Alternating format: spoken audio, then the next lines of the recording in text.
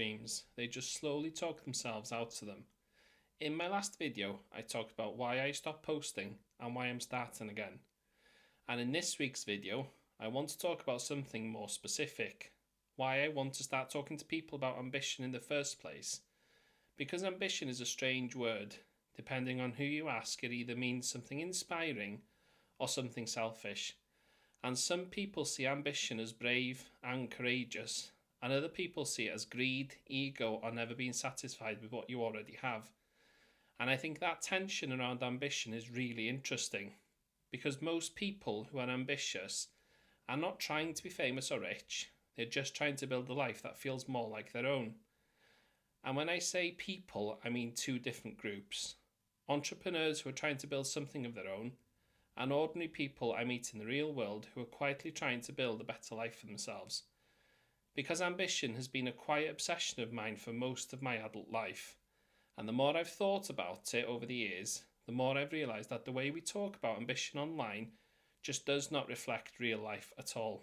So, this video is really about explaining why these conversations matter to me and why this whole project actually feels important in a much deeper way than just making content.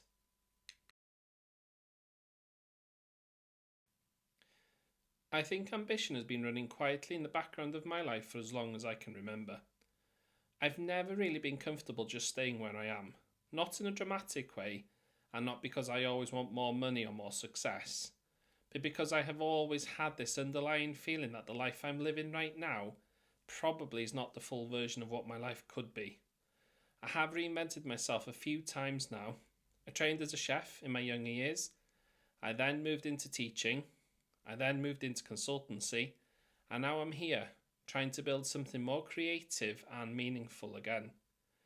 And every single one of these changes came from the same place. And it's that quiet dissatisfaction, that restlessness, and a sense that if I do not try something different, I was going to wake up one day and feel like I had wasted my own potential. And I think that is why ambition has always fascinated me so much, because I recognise it in myself. That uncomfortable feeling that your current life does not quite fit you anymore.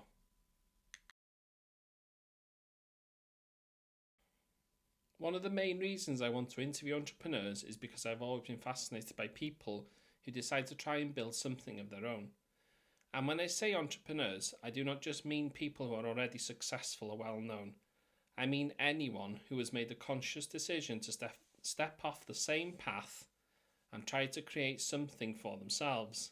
That could be someone who's just starting out, or someone who is in the messy middle, or someone who has been doing it for 20 years and has already built something substantial. Now, what interests me is not the outcome, it's the journey. And it's that realisation of ambition. It is the decision to live without guarantees, to take responsibility for your own income, and to build the life where if things go wrong, you cannot blame a boss or a company anymore. You can only blame yourself.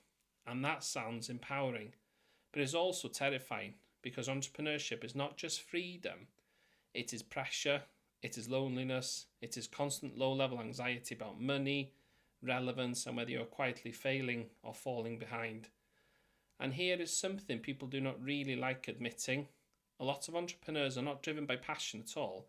They're probably driven by fear. Fear of going back to a normal job, fear of being ordinary, or fear of having to admit that the big dream did not work out after all. And I do not say that judgmentally. I say it because I recognise it in myself. Most podcasts and interviews only show the polished version of entrepreneurship.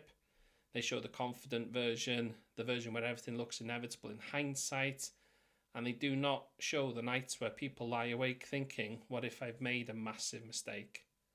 They do not show that quiet resentment some people feel when their businesses start owning their life instead of freeing it.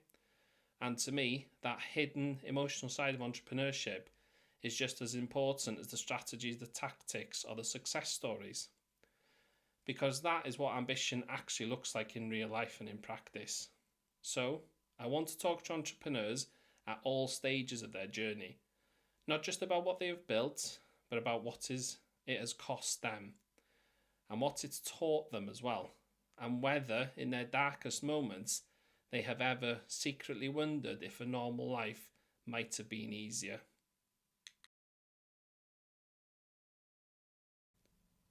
I also want to talk to ordinary people about ambition because I think there is an enormous amount of ambition hiding inside every normal life. Not everyone wants to start a business. Some people want to retrain, some people want to leave an unhappy relationship, and some people want to move country. Some people want to write a book, and some people just want a life that feels more like their own. And those ambitions are just as real and just as meaningful as anything an entrepreneur is trying to build. I do think a lot of people carry big dreams very quietly, and they do not talk about them because they are scared of being judged, or scared of failing, or scared of disappointing people, or even scared of what it would mean if they actually tried and it did not work.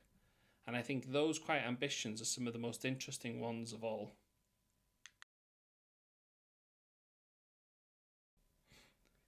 I think most of what we see online about ambition is just not real life.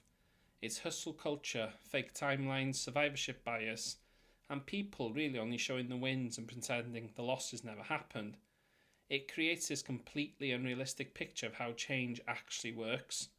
It makes people think they are behind, or broken, or even failing, when in reality, most people are just exactly where they are supposed to be, in the slow and comfortable middle of their own journey.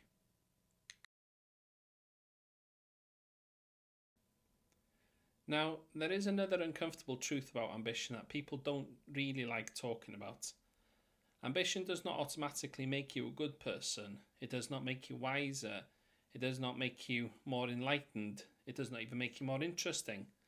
In a lot of cases, ambition actually makes people more selfish, more impatient, more emotionally unavailable, and it can make people justify neglecting their health, neglecting their relationships and their kids, all in the name of some future version of life that they keep telling themselves will be worth it one day. And I think that is why ambition is such a morally complicated thing, because the same ambition that helps someone build a great life can quietly destroy the life they've already had. And nobody talks about that part. We only celebrate the wins, and we never really ask people what ambition took from them. And this is one of the biggest reasons I want to have those conversations publicly. Not to glamorize ambition, but really just to tell the truth about it.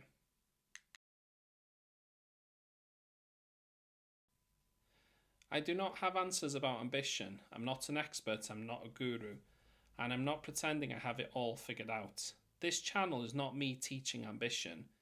It is me trying to understand it. A lot of these conversations are going to be as much for me as they are for anyone watching. And I want to understand what ambition really costs people, what it gives them, what it takes from them, and what keeps people going when things get hard and progress is slow. So it's definitely going to be a journey of storytelling and capturing those stories in the real, raw format that they're presented to me, and in the hope that that creates a community of ambition for you as the viewers to be able to carry that forward in your own lives and for you to achieve those ambitions if that's what you wish to do so. So that is why I want to start talking to people about ambition. Entrepreneurs who are building things and ordinary people who are quietly trying to build a better life. Not to turn it into hustle content, not to sell anything, but to understand ambition properly, what it really costs and what it actually looks like in real life.